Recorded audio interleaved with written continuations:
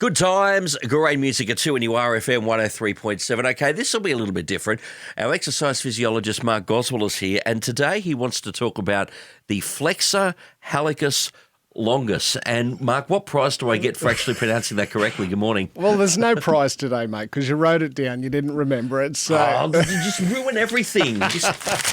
I know. It made you sound smart, though. I normally get it wrong. Yeah, I know, and I appreciate you taking the effort and the time to write that. But yeah, the flexor hallucis longus, or the FHL, which is a really fancy thing for the big toe muscle. Okay, fair enough. Yeah, So, I know, it's not something that you would expect. So it's a good thing this is not live, so we'll take that again. Good morning, Mark Goswell. Today you want to talk about the big toe muscle. Hello. Yeah, the big toe muscle. I've had a string of people coming in with complex ankle injuries, and they've either had surgery or crush injuries, or we're talking the complex of complex. And people don't understand how important the strength in the big toe is. It's pretty much the FHL, or the flexor hallucis longus, so just to make us sound smarter than what we are. It actually runs under the sole of the foot and sort of creates that stability that is in the arch of the foot. So like people say, I've got flat feet, or my feet roll in when I walk.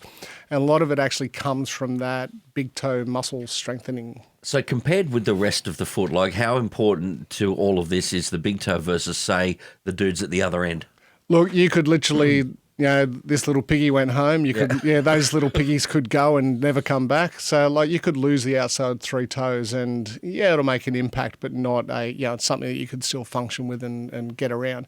You lose the big toe, it's pretty huge. So it's like the thumb, literally and figuratively, like it is the thumb of the foot. So it's the most important component of the foot, particularly with balance, with push off, with calf strengthening, with balance, with control.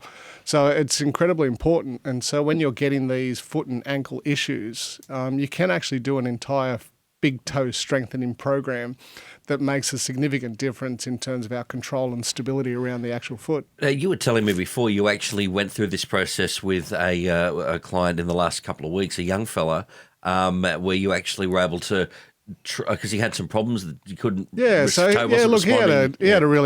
a crush injury to the ankle, and it's been about 12 months since the surgery. So they kind of rebuilt his ankle.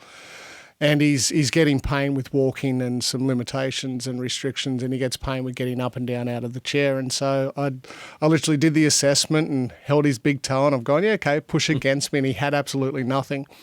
And then he's like, okay, well, I never thought to think about that. And so I said, okay, look, get down, show me something that hurts. And he just did a squat, and he's like, I get a heap of pain just in the front of the ankle.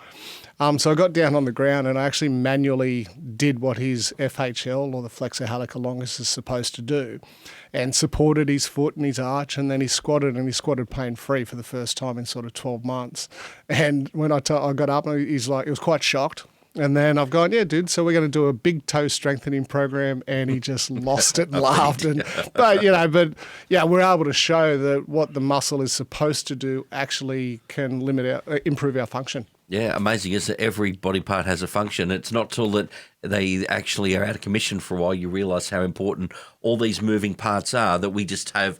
They're just oblivious as we just go through our day-to-day. Yeah, we just don't. We take it for granted in terms of the way our body's designed and the way that it works and what it's supposed to do. So when we lose that function, and then we've got to go back and start rebuilding our capacity to do it, you don't realise how important it is. But everything can be done. And like I say this to clients all the time, like if you can see a 3 or 4 year old, if you've got a grandkid or a kid at that age, you ask them to pick something up, they will do a textbook perfect squat without instruction, without being told where to put their feet or where to track their knees or where to bend at the hips. And so intrinsically, we are built and designed to move a particular way. We just get lazy, don't we? Well, look, mate, not in a bad sense. Not in a bad sense. Look, it just happens. I mean, look, I remember I wrote a course on low back rehab, and my son at the time, who I think he was 8 or 9. He's gone, "Oh, Dad, that's really cool. Can you do an assessment on me?" And, I did an assessment on him, and he literally failed 3/4 of the assessments, and he was 8.